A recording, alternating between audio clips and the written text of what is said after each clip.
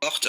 Bonjour Maxime. Vous êtes le président de la Fédération des forains à Bruxelles et face à vous, nous sommes avec Alain Gagnère. Bonjour. Bonjour. Vous représentez l'Oreca sur ce plateau, vous êtes à la tête de la brasserie Couleur Café et nous sommes toujours avec Muriel Meuser qui a bien décidé de rester avec nous une heure de plus. Merci à vous, on a vraiment besoin de votre savoir concernant évidemment les chiffres de la pandémie et aussi cet espoir avec la vaccination. Patrick Decor, je vais commencer avec vous. On a vu aujourd'hui que c'est un statu quo lors de cette conférence de presse. Est-ce qu'a annoncé Alexander De Croo, le Premier ministre? Vous êtes déçu aujourd'hui? Il n'y a rien eu sur les forains? Écoutez, on est déçus depuis, ça va faire 1 an qu'on est empêché de travailler. 1 an qu'on a toujours de l'espoir. Je ne vais pas vous expliquer l'historique des forains.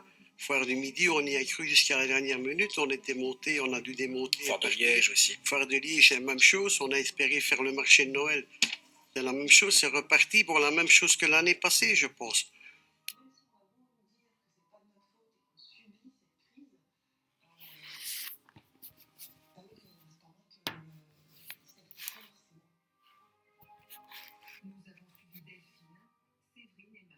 Que c'est pas uniquement pécunier, mais c'est aussi psychologique. On veut travailler. On n'est pas des gens qui demandent au l'aumône. C'est difficile pour nous d'aller toujours pleurer pour avoir des sous parce qu'on ne sait plus payer. Enfin, les gens, les forains qui ont des crédits, ne savent plus rembourser leur retraite. C'est une catastrophe. Monsieur Decort, en même temps aussi, on a l'impression qu'avec l'annulation des foires du Midi, l'annulation de la foire de Liège, c'est la majeure partie aussi de vos bénéfices que vous faites lors de ces grandes foires qui part en fumée. Comment on fait aujourd'hui lorsqu'on est forain pour rester debout? On est à genoux là. Hein. Beaucoup de forains sont à genoux. Hein. Beaucoup de forains ont des difficultés. Heureusement, on est des petites structures familiales, heureusement. Ouais. Mais les forains qui ont acheté une nouvelle attraction, parce que vous savez, la foire, c'est comme tous les commerces, on essaye d'avoir les plus belles attractions pour faire venir le public. Ces gens-là qui ont acheté des nouvelles attractions ou qui ont acheté un terrain pour pouvoir entreposer leur matériel, qu'ils ont fait des crédits hypothécaires, ils ne savent plus payer. Moi, je ne sais plus quoi leur dire, quoi. On essaye toujours d'aller... Est-ce que vous êtes suffisamment aidé par les autorités, par le fédéral, par les entités fédérées? Écoutez, on est aidé, mais encore une fois, il y a des injustices incroyables dans notre pays. Lesquelles? Moi, je suis belge, mais je suis aussi bruxellois. Un bruxellois reçoit beaucoup moins d'aide qu'un wallon et qu'un flamand. Mais quand je dis beaucoup moins, c'est inimaginable, les différences. Comment on peut expliquer ça? Donc, il n'y a plus de Belgique chez nous. Moi, je suis bruxellois, j'ai reçu en tout et pour tout, depuis mars 2020, 7 000 € d'aide de la région bruxelloise. La première fois 4 000 et maintenant 3 000. Les Flamands, ils ont reçu 30 000. Les Wallons, 15. Vous voyez les différences énormes qu'il y a. Pour faire le même métier, on paye le même taux de TVA chacun, on fait les mêmes kermesses et on n'a pas les mêmes aides. Ça, c'est dur à avaler, croyez-moi. Moi qui suis belge et fier de l'être, mais je me sens plus maintenant, enfin voilà, c'est compliqué, c'est difficile et c'est injuste. Il n'y a plus de Belgique à cause des aides qui sont différentes et plus importantes en Flandre, moins importantes en région bruxelloise. Alain Gagnère, qu'en est-il de l'Oreca à Bruxelles? Écoutez, l'Oreca à Bruxelles, c'est d'une certaine manière ce que vous venez de dire, c'est exactement la même chose. La disparité des aides sur la Belgique, c'est absolument incompréhensible. Alors qu'on paye effectivement tous le même taux de TVA, on paye la même fiscalité, on est exactement soumis à la même clientèle, on a les mêmes contraintes techniques, on a les mêmes contraintes de profession. En Flandre, c'est quasiment 7 fois ce que j'ai touché sur la Belgique, à l'identique de ce que monsieur a eu, c'est-à-dire 7 000 €, une fois 4 000 et une fois 3 000. C'est scandaleux, il n'y a pas d'autre mot, je veux dire. C'est vraiment une prise d'otage d'un métier. Vous avez fort là, quand même, prise d'otage d'un métier. Non, j'y vais pas fort. Écoutez, alors comment est-ce qu'on peut appeler ça? On est riverains, vous avez dit tout à l'heure, je suis belge et bruxellaire. Moi, je suis quelque part belge et français. Et le français que je suis a un peu mal au ventre en se disant, si j'étais adopté par un de mes confrères français, ce serait génial. Parce qu'effectivement, on a un Premier ministre qui dit, on va vous arrêter, quoi qu'il en coûte. Et en Belgique, on nous arrête, quoi qu'il m'en coûte. C'est pas exactement la même chose. C'est-à-dire qu'on prend une décision totalement fondée sur le plan sanitaire, je ne vais pas revenir sur ce sujet, mais on n'assume pas. Donc on est là abandonné, avec des loyers à payer, avec des charges fixes à payer, avec des emprunts à rembourser, avec une valeur d'un fonds de commerce qui a totalement disparu comme de l'eau dans un bac à sable, parce que c'est aussi une des raisons, si vous voulez. Écoutez, moi, vous l'avez bien compris, je ne suis pas le perdreau de l'année, donc à l'âge que j'ai, mon affaire, cette petite brasserie qu'on a montée depuis 20 ans avec ma compagne à Bruxelles, c'est ma pension. Aujourd'hui, ça ne vaut plus rien, aussi simplement que ça. Qu'est-ce que je vais faire? Bah écoutez, je me pose vraiment la question. On est vraiment. Écoutez, ce ne serait pas c'est pas la sortie que j'envisage. Bon, pour l'instant, on est tenu par quoi? On est tenu par des loyers. On a la chance d'avoir. Moi, je suis dans la galerie de la Toison d'Or, à le haut de la ville. On a la chance d'avoir, pour l'instant, un propriétaire qui est relativement, je veux dire, passif au niveau des actions. Donc, des loyers, c'est ça? Au niveau des loyers. Ouais. Pour vous donner une idée, ma charge locative frise les 10 000 € par mois. Donc, là, vous ne devez plus la payer, moins la payer? Non, il n'y a pas d'accord. Il y a une négociation attendue, promise. Non, toujours payer un loyer, c'est quand même difficile. Mais je peux plus payer mon loyer. Là, je suis aujourd'hui dans une situation où je ne suis plus en capacité de payer mon loyer, je ne suis plus en capacité de faire face à mes charges fixes. C'est quelque part au bout du tunnel. Si au niveau de Bruxelles, au niveau de l'État, il n'y a pas quelque chose qui se débloque, bah écoutez, oui, effectivement, j'envisage la PRJ en tout cas, c'est certain. Patrick Decorte, qu'en est-il pour votre situation professionnelle avec eh bien, les différentes friteries que vous avez, avec vos activités sur les foires? Écoutez, je ne veux pas parler pour moi parce que moi j'ai 64 ans, mon avenir il n'est plus devant moi. J'ai 3 enfants qui font le même métier que moi, mais eux ils ont encore la chance de pouvoir installer parce qu'on vend des frites. Donc on a su se mettre dans des coins de rue et vendre. C'est pas la foire, mais encore ils gagnent leur vie. Oui. Mais pour la grosse majorité des autres forats, l'alimentaire c'est 20% des forats. 80% des autres forats ne savent pas faire ça. Ceux qui ont des manèges, des grandes attractions, ils ne peuvent pas se mettre sur un coin de rue et ouvrir. Vous voyez, pour ces gens-là, c'est une catastrophe parce que on espère toujours redémarrer, mais quand? Après, on n'est pas fou non plus, on est aussi des gens responsables. On sait bien qu'il y a le coronavirus, mais bon, qu'est-ce qu'il faut faire? Alors, il faut nous aider, mais bien nous aider. Pas des cacahuètes, je m'excuse, mais pas ce qu'on nous donne maintenant. Aider financièrement, davantage. Naturellement, aider ce qu'on devrait gagner normalement pour pouvoir faire face à ces créanciers. C'est juste ça qu'on veut. Les banques, il faut dire aux banques, arrêtez s'il vous plaît. Les gens qui ont des crédits hypothécaires, qui ont des crédits pour des attractions, arrêtez de faire payer ces gens-là, puisqu'il n'y a plus de revenus. Les banques devraient être un peu plus solidaires, et tout le monde, les assurances aussi, je pense. Alain Gagnère, dans le secteur de l'Eureka, les banques, elles sont assez solidaires ou pas? Les banques, c'est un produit qui existe encore sur le marché, ça. C'est intéressant. Vous avez lu, comme tous, la sortie maladroite, mais malgré tout réelle, de notre ami Marc Rézère de la Belfus. Concernant les restaurants, d'ailleurs. Qui a oublié qu'en 2008, ils ont été sauvés à coups de milliards, et qui aujourd'hui nous dit maladroitement que finalement, il y aura des gens qui vont disparaître, mais est-ce si grave que ça pour l'économie?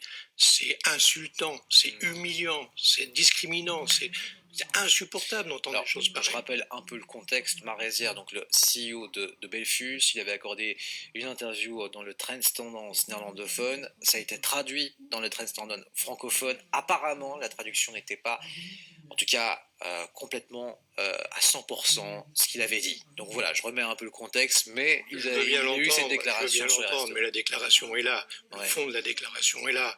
Aujourd'hui, écoutez, les banques ne jouent absolument pas le jeu. Les prêts garantis par l'État. Les prêts garantis par l'État, moi j'en ai fait l'expérience. Ce prêt garanti par l'État, a priori 80% pris en charge par l'État, mais par contre mon banquier me demande d'abord si je peux mettre quelque chose en garantie. Alors je lui dis, mais pourquoi je devrais mettre quelque chose en garantie alors que c'est une garantie par l'État? Et dans le pire des cas, ce serait maximum les 20%. Non, machin, dossier déposé le vendredi et refus signifié le lundi matin. Il n'y a personne qui l'utilise, ce prêt. D'ailleurs, il y a eu de la part des banques de dire que on va garder cet argent pour la relance au moment où ça va aller beaucoup mieux, quoi. Mais Ouais. l'Horeca, aujourd'hui, on est complètement abandonné. On nous a promis, je reviens quand même, c'est aussi quelque chose qui est à rajouter, on nous a promis une nouvelle prime qui s'appelle la prime Tétra. Donc ça a été annoncé en grande pompe par le ministre des Indépendants, repris par David Barbara Caravage. Trache, Ouais. qui nous dit qu'on va remettre une prime à disposition qui sera de l'ordre de 5 000 euros à 36 000 euros maximum, en fonction du nombre d'équivalents temps plein et en fonction de la perte de chiffre d'affaires 2020-2019. Ça a été annoncé début janvier. Ça devait être mis en ligne mi-février. Ouais. J'ai eu le cabinet qui nous dit que ce serait normalement accessible, c'est-à-dire le formulaire qui va vous permettre de voir si vous êtes éligible à la prime. Accessible fin mars. Combien de nous seront morts et enterrés d'ici là, quoi? C'est scandaleux, ce genre de truc. Moi, je comprends pas. C'est des effets d'annonce. C'est des effets d'annonce. Bien entendu, il y a une volonté derrière tout ça qui est tout simplement de mettre à mal un secteur qui, quelque part, est vu comme le canard boiteux. On a une réputation on a une réputation honteuse dans l'Horeca. On est des magouilleurs, on fait que du blague, on fait pas travailler les gens, etc. Tout le monde le sait, mais c'est pas acceptable, ce n'est pas vrai. On travaille, écoutez, moi j'ai la totalité de mon personnel, j'ai 6 temps pleins.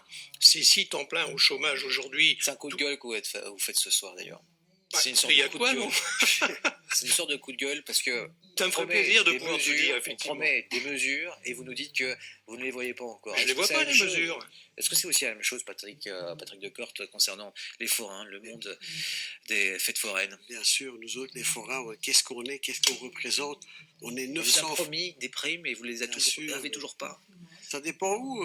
Mes collègues flamands, ils ont reçu les primes bien avant nous et beaucoup plus que nous. Encore une fois, je ne veux pas parler de ça, c'est la différence tout le temps. Mais nous, les forains, on est 870 en Belgique. Ouais. Les effets d'annonce, on n'a entendu que ça, monsieur. On a entendu que ça depuis le mois de mars, ça va faire 1 an. Pourquoi? Pour nous calmer, je pense. Parce qu'on n'est pas des révolutionnaires. Nous, on est des indépendants, on est des forains.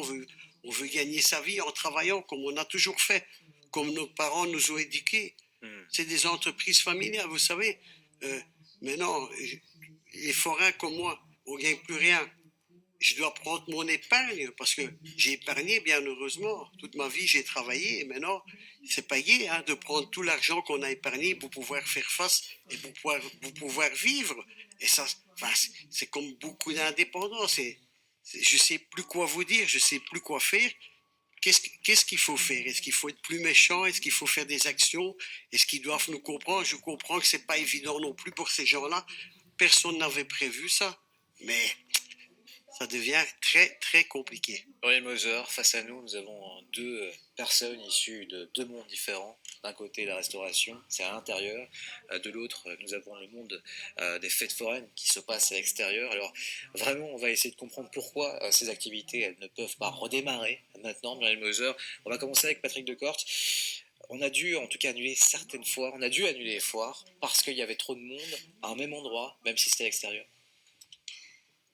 Mais s'il y a trop de monde au même endroit, que les gens sont proches, il est évident qu'il peut y avoir une transmission. Alors, est-ce que, par exemple, vous pourriez faire votre activité avec 20 ou 30% de personnes au lieu de 100%? Est-ce que c'est rentable? Est-ce que ça serait une chose possible pour vous? Tout est possible, madame.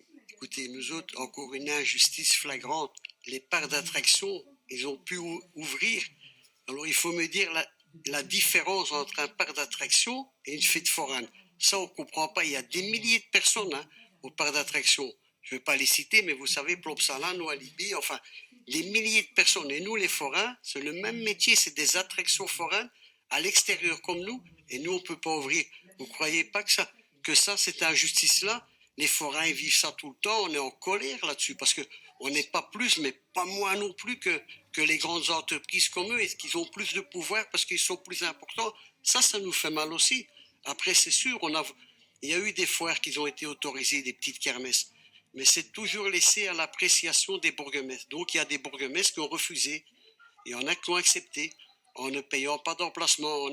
on a eu beaucoup moins de clients, mais quand on paierait, on était heureux de faire la foire. Si vous gagnez 100 et puis vous gagnez 20, on était heureux, vous ne devez rien payer. Quelle chance qu'on a eue, mais beaucoup de bourgmestres ont refusé. Et ce qu'ils ont peur, vous savez, la facilité, c'est de dire, on n'organise pas. Comme ça, personne ne travaille, il n'y a pas d'ennui. Les forains, ils ont qu'à aller se faire voir, on s'en fout. Ça, c'est la facilité. Heureusement, il y a des bourgmestres qui ont accepté des petites foires. Heureusement, parce qu'une petite foire, vous me parlez de monde. Vous savez, il n'y a pas que les grandes foires en Belgique. Il y a des petites kermesses avec des centaines de personnes, mais pas plus. Hein. Des petites kermesses avec un petit carrousel, une pêche. Même ça, des bourgmestres ont refusé. Et ça, on ne comprend pas non plus. Justement. Il faut absolument éviter le groupement de personnes. Voilà, mais bon, on avait fait Il faut tout surveiller un les protocole, entrées, madame. les sorties, il faut surveiller Mais les je vous personnes. comprends. Tout ça, on avait fait au mois de... Quand ça arrivé au mois de mars, on s'est mis à table, tous les syndicats forains, on a fait un protocole très sévère avec la distanciation, le gel, tous les forains avec le masque, tous les clients avec les masques, les attractions, à chaque fois.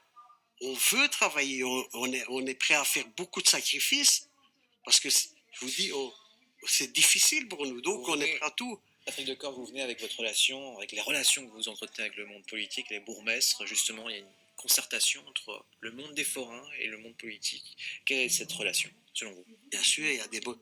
Est-ce qu'elle est bonne, cette relation? Mais bien sûr, il y a des bonnes et des mauvais, ça c'est sûr, on n'est pas aimé par tout le monde. Mais on se souvient aussi des discussions parfois un peu intenses que vous avez eues avec le bourgmestre de la ville de Bruxelles. Avec le bourgmestre de Bruxelles, il nous... Écoutez, moi je ne vais pas dire du mal de lui, parce que la foire du midi, ça a été lui, quand on a eu les négociations pour l'organiser, c'était lui qui m'a dit, Patrick, on va faire la foire du midi, je te le garantis.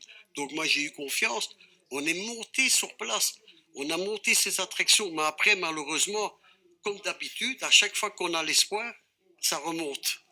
Et puis on nous a dit, ah les chiffres sont mauvais, et puis il y a eu des gens aussi, parce que les partis politiques, quand c'est la majorité qui dit blanc, les autres ils disent noir. Donc les autres ils ont dit, vous n'allez pas organiser quand même l'affaire du midi, c'est dangereux. Et puis le bourgmestre, à mon avis, s'est dit, oh là là, ça devient...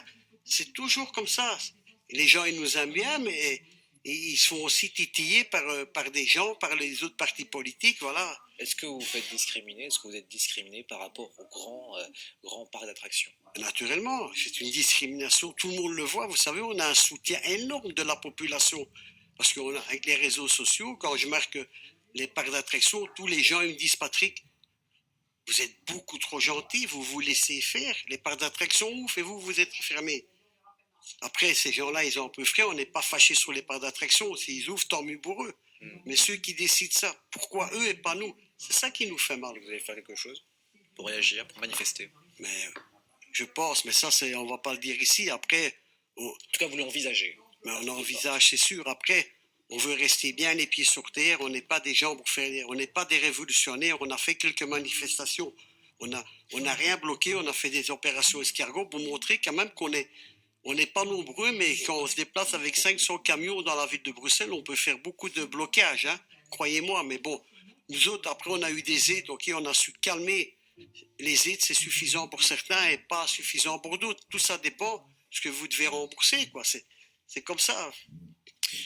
Muriel Moser, avec nous ici, Alain Gagnère, vous êtes du monde de la restauration, donc de l'intérieur.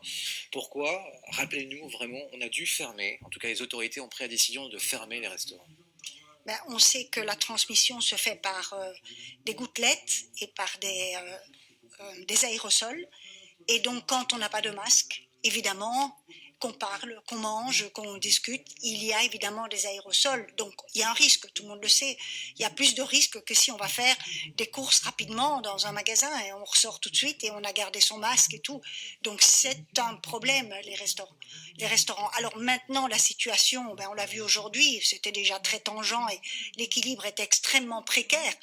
Et maintenant, nous ne sommes pas dans une situation où on peut ouvrir trop de choses en même temps, surtout pas les activités qui se font sans masque, qui évidemment empêchent une partie de l'aérosol. Donc c'est pour ça qu'évidemment les restaurateurs souffrent. Et on a eu un restaurateur tout à l'heure, il disait la même chose que vous. Il n'y a pas des aides qui sont semblables dans toute la Belgique et ça n'aide pas et vous ne les recevez pas assez vite, etc. Et donc ça, je pense que c'est tout de même... Il y a une responsabilité quand même. Bien sûr. Allez-y. Mais il y a quand même une responsabilité du politique. Bien sûr. Dès lors, si vous voulez, que dans un train d'urgence, je reviens au confinement en mars, on dit on va aider et on débloque une aide de 4 000 € pour l'ensemble de la profession, et ce qui a été également vrai pour vous, sans prendre la mesure de la dimension de l'entreprise, des frais fixes de l'entreprise, bah écoutez, on est dans quelque chose qui ne peut créer que de l'injustice, si vous voulez.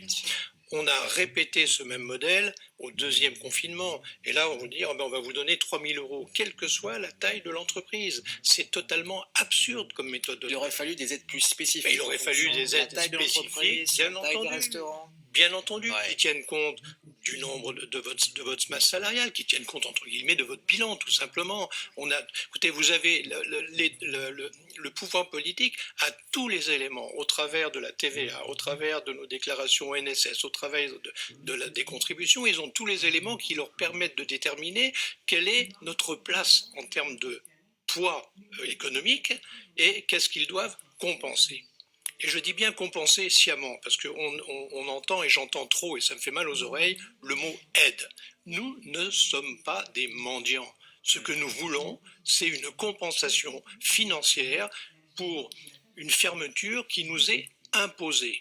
Cette fermeture nous est imposée pour des raisons que je reconnais comme étant valables et suffisantes. Mais ce que je n'accepte pas, et ce que je ne pourrai jamais accepter, c'est d'être discriminé par rapport à ma profession, de ne plus être en capacité... Quand vous dites discriminer, discriminer, c'est-à-dire de voir, écoutez, quand je vois discriminer par rapport à ce que vous venez de dire, je l'entends très bien, faisant remarquer qu'on ne doit pas fréquenter les mêmes centres commerciaux, parce que les dernières fois que je suis allé dans les centres commerciaux, c'était blindé de monde. Je vous invite à prendre le métro, je vous invite à prendre le train, je vous invite à vous rendre dans les aéroports, je vous invite à vous rendre dans les gares les week-ends, je vous invite à aller en week-end à la Caux, écoutez, au Bois de la Cambre dimanche dernier.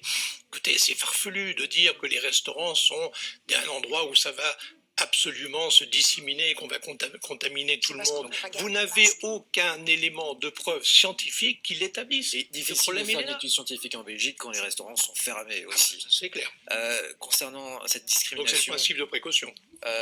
Concernant cette discrimination par rapport aux centres commerciaux, par rapport à d'autres secteurs, quelque part vous dites le choix a été fait par le politique sans nous consulter. Quelle est votre réaction ? Alors, bien sûr qu'on n'a pas été consulté, on est marginalisé, je veux dire, on n'existe pas. On prend une décision, on l'assume, on reçoit poliment les gens quand ils râlent un petit peu trop fort. Quand on fait une petite manifestation, comme on en a fait ces derniers temps, à l'initiative du collectif Resto Bar, qu'il faut remercier parce que c'est quelque part les gens qui nous défendent, qui nous représentent le mieux.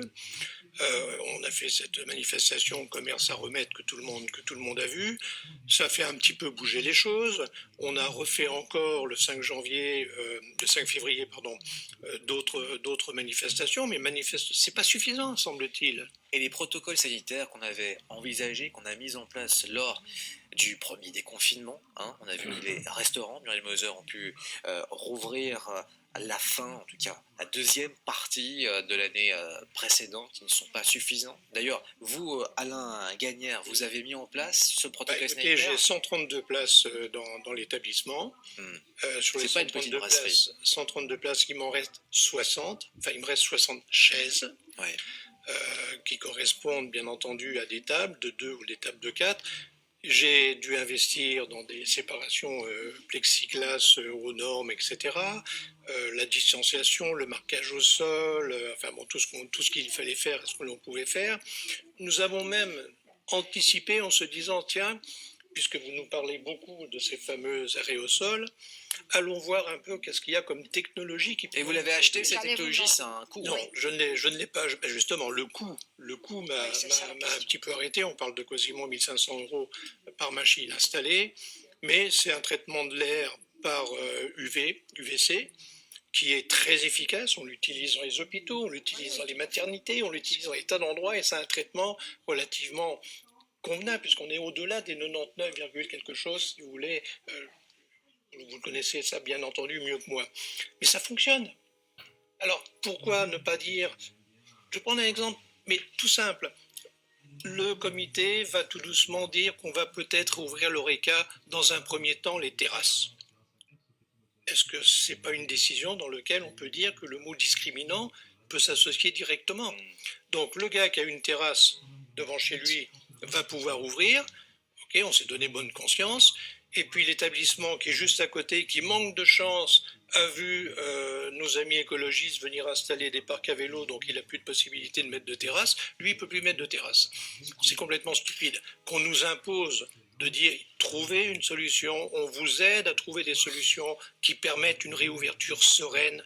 D'accord. Muriel Moser, on va pas se le cacher, lors du précédent comité de concertation, Alexandre De Croo a dit qu'il arriverait en conférence de presse avec un calendrier, pas de calendrier présenté en raison évidemment des indicateurs de la crise. On va rejoindre Romuald Lamorté qui est juste devant le 16 rue Lala. La loi, alors Romuald Lamorté avec vous, on va en tout cas tenter de comprendre pourquoi il n'y a pas eu de décision aujourd'hui. C'est vraiment alors ce qui s'est passé avec ces indicateurs, ces nouveaux indicateurs de la crise qui sont en hausse. Oui, en effet, Maxime. Alors, il faut savoir qu'avant même que le Codeco débute, on nous avait déjà dit en off que on a envie de dire, les prévisions n'étaient vraiment pas optimistes. Mais qu'est-ce qui s'est passé pour en arriver à ce qu'on vit, en fait, aujourd'hui? Il y a eu une très grosse pression, il faut le dire, tant des experts de Sensano que de ceux qui ont écrit le rapport du RAG, mais également des experts du GAMS pour dire attention aux politiques, ce n'est pas le bon moment d'assouplir. Il y a vraiment eu une sorte, en tout cas, c'est ce qu'on nous a dit, une sorte de panique totale qui a été transféré du côté politique, et donc face à ces positions très fortes qui mettaient en garde l'ensemble du monde politique face à des mesures qui pourraient avoir un effet compliqué par rapport à l'épidémie. Il y avait vraiment eu ce côté de la prudence, attendre une semaine, et au final, ce n'est pas anodin, Maxime. Souvenez-vous, tant Alexander De Croo que Frank Vandenbroek sont toujours restés sur la même ligne, à savoir, attention, attendons 3 semaines pour voir éventuellement les impacts du variant. C'est ce que préconisait d'ailleurs le GAMS, qui disait pas d'assouplissement avant le 1er avril, attendons plusieurs semaines, en donnant une clause de rendez-vous la semaine prochaine, et en sachant que des assouplissements, notamment dans l'enseignement supérieur et autres, ça prend quand même du temps de les mettre en place. Si vous calculez l'ensemble, on sera finalement dans ce délai-là de 3 à 4 semaines pour de potentiels assouplissements lorsqu'ils rentreront en application. Alors, il y en a beaucoup évidemment qui vont le regretter, car c'est vrai que dans la population, les politiques ont aussi joué ce jeu en disant, en appelant depuis 2 semaines quasiment à un plan de déconfinement, à des perspectives et autres. Et finalement, la douche, elle est assez glacée aujourd'hui. Peut-être que la semaine prochaine, il y aura des assouplissements, et peut-être pas. Tout va vraiment dépendre de ces chiffres qu'il va falloir scruter avec beaucoup d'attention dans les prochains jours. C'est vraiment ça qui sera déterminant. Par contre, également, un dernier petit point autour de la table, certains disent que tout le monde n'est pas toujours sur la même ligne, qu'il y a parfois des positions exprimées médiatiquement qui ne le sont pas toujours avec la même vigueur autour de la table. Tout le monde n'est clairement pas sur la même ligne, mais vous l'avez vu depuis lundi, Alexander De Croo, il a remusqué la communication à partir des analyses scientifiques. Et ce qu'on a vu aujourd'hui, ça confirme que la communication de lundi, c'était tout sauf anodin. Merci beaucoup Romuald Lamorté pour toutes ces informations, et merci vraiment pour votre travail apporté durant toute cette émission spéciale. Je rappelle les quelques points d'assouplissement tout de même annoncés par le Premier ministre. Il y a une volonté en tout cas de rouvrir les métiers dits de contact pour le 1er mars. Cette décision n'a pas changé. Il s'agit des salons de tatouage et salons d'esthétique. Il y a une volonté en Wallonie de revoir l'horaire du couvre-feu, de passer à un horaire de 5h du matin jusqu'à minuit. Cet horaire ne changera pas en région bruxelloise, on resterait sur du 6h, 22h. Alors, Alain Gagnère, on va maintenant accueillir dans quelques instants un restaurateur, j'imagine que vous connaissez Maxime Collin. Oui. Eh bien justement, on va rejoindre directement Romain Maillet qui est avec Maxime Collin. Lui, j'imagine, c'est un chef très connu dans la gastronomie belge. J'imagine qu'il est déçu à votre micro. Oui, effectivement, Maxime, je suis avec Maxime Collin dans son restaurant, et les plats emportés sont en train d'être livrés justement juste à côté de moi aux différents clients. Alors bonjour Maxime Collin, merci d'être avec nous en direct sur LN24. Pas de décision pour l'Horeca, pas de projection. Est-ce que c'est une déception aujourd'hui pour vous? Oui, c'est quand même malheureux ce qui se passe. Ça veut dire qu'on ne sait pas à quoi s'attendre, on ne sait pas vers quoi on va, on ne sait pas à quelle sauce on va être mangé. Enfin, ça commence tout doucement à devenir juste scandaleux ce qui se passe, quoi. Alors après, bon, effectivement, oui, qu'on ne sache pas dire vers quoi on va, on comprend parfaitement. On sait que la situation est dramatique, mais il y a un moment donné où on doit savoir sur quoi on peut se poser et vers quoi on va. Il faut qu'on puisse mettre des choses en place pour pouvoir soutenir les différents secteurs. Vous faites, je le disais en introduction, vous faites des plats à emporter. C'est votre seule solution finalement pour les restaurateurs actuellement. Est-ce que ça marche bien? Est-ce que c'est suffisant finalement pour combler les pertes? Absolument pas, c'est pas suffisant. Et encore, j'ai envie de dire heureusement qu'on est en Flandre et quand je suis pas en Wallonie ou à Bruxelles, parce que voilà, il y a clairement un problème discriminatoire dans cette histoire-là. Enfin, j'ai de la chance d'être en Flandre, ce qui n'est pas le cas de tout le monde. Donc la Flandre nous aide beaucoup. Donc les primes qu'on reçoit, plus le service takeaway avec énormément de succès, nous permet de tenir la tête hors de l'eau. Mais c'est pas le cas de tout le monde. On a parlé en plateau juste avant avec des représentants également de l'ORECA, des aides qu'ils ont reçues pour finalement subvenir à leurs besoins. Alors est-ce que vous, ça a été suffisant? Vous avez des chiffres à nous donner, par exemple les aides que vous avez reçues par rapport aux pertes que vous accusez? Je m'estime heureux, je reçois 10% du chiffre d'affaires que je faisais en 2020. Et je m'estime heureux, ce qui n'est pas le cas de tout le monde. Ça ne...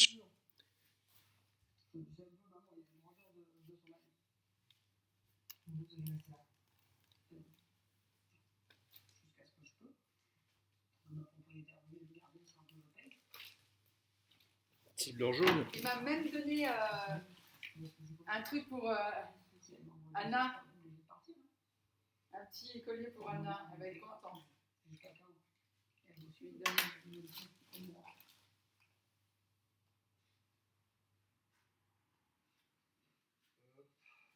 Sur la côte d'Azur, Marc, le maître d'hôtel, Il va donner la réponse à la petite voix pour laquelle il a postulé la veille. ça, c'est des rubis avec des diamants.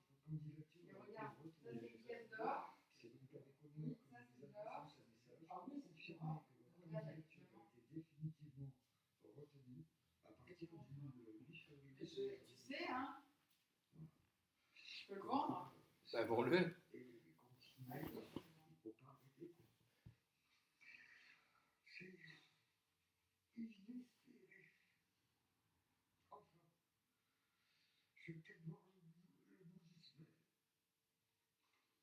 Je crois que j'ai trouvé le moyen d'enregistrer le truc.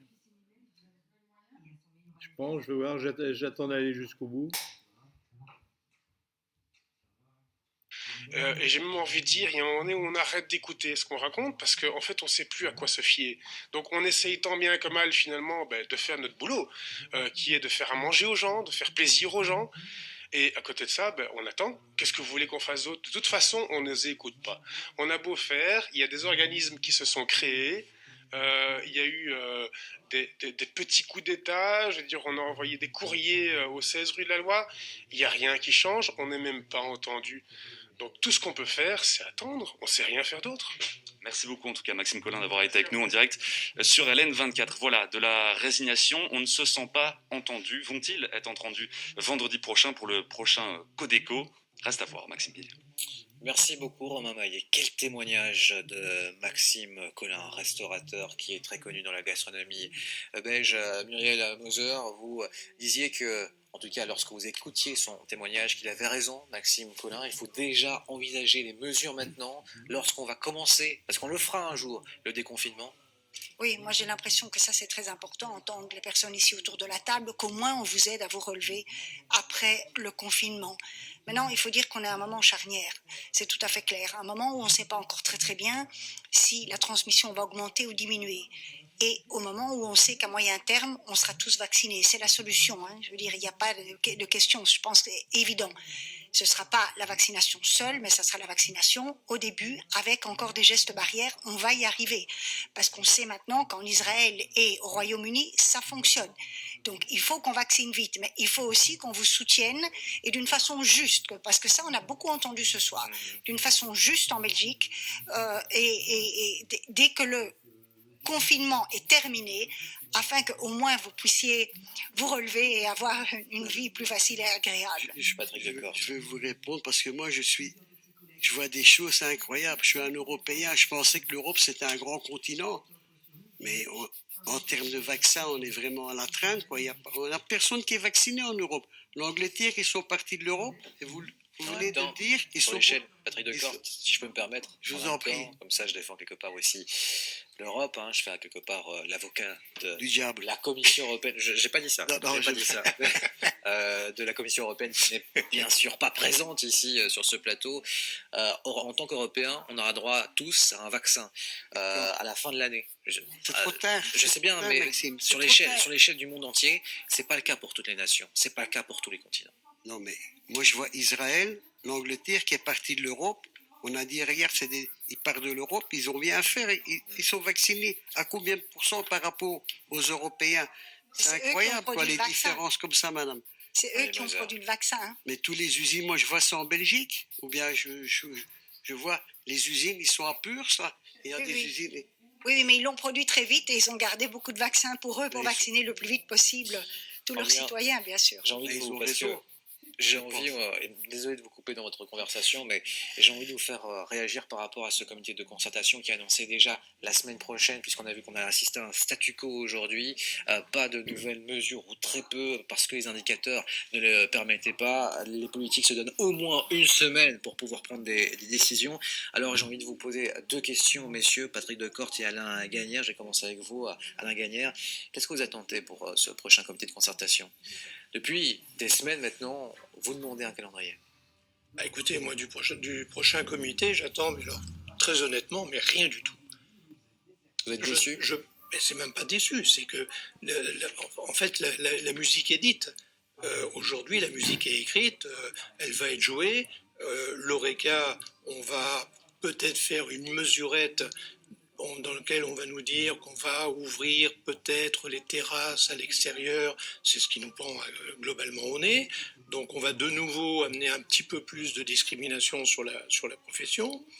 Il y a un sujet également qui n'est jamais abordé dans... Le temps commence à nous manquer malheureusement. Je termine sur juste un point, qui est le point des locatifs, les loyers. C'est quelque chose d'absolument aberrant. À Bruxelles, 19 communes, 19 juges de paix, 19 jugements différents. Donc, vous avez des communes où on va être, le bailleur aura 100% raison, style XL, des communes où le preneur, donc le locataire aura raison, style Etterbeek, des communes où on va vous expliquer que c'est le poids entre la situation financière de l'un et de l'autre, c'est pas acceptable.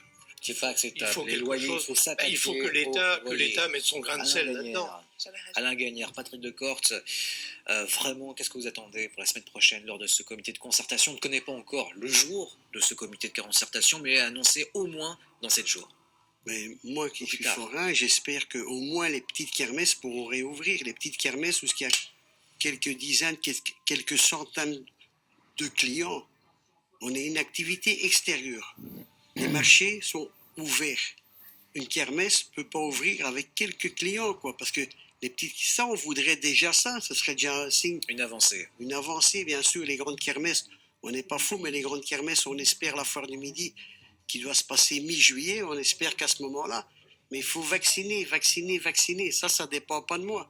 Il faut se faire vacciner le plus rapidement possible. Quand je vois à Bruxelles combien de personnes qui ne sont pas venues au rendez-vous des vaccins, je ne comprends pas. On m'a dit aussi que des médecins... C'est un message ce soir. Oui, j'ai une copine qui elle a 79 ans. Son médecin lui a dit, tu ne dois pas te faire vacciner, ça ne sert à rien. Comment est-ce possible de dire des conneries pareilles? Je m'excuse, mais quand j'entends ça...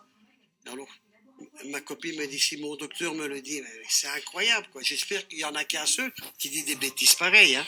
Franchement. En tout cas, le message est dit. Merci en tout cas pour avoir participé à cette émission. Monsieur Patrick Decorte, président de la Fédération des forains de Bruxelles, est face à vous. On était avec monsieur Alain Gagnère. Merci beaucoup et je remercie Madame Muriel Moser.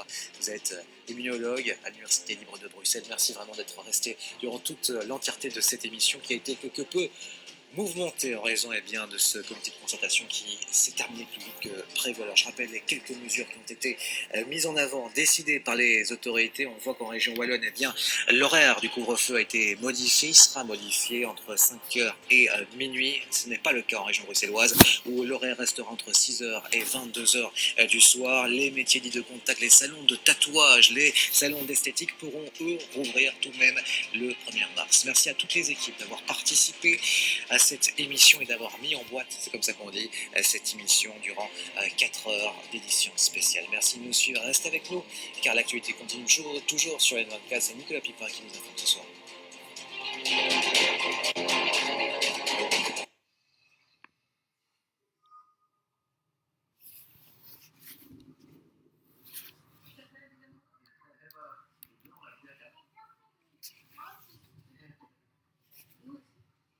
Entre deux confinements, Élodie et Benjamin Delon, gérants d'un bar tabac à Montpellier, profitent des vacances scolaires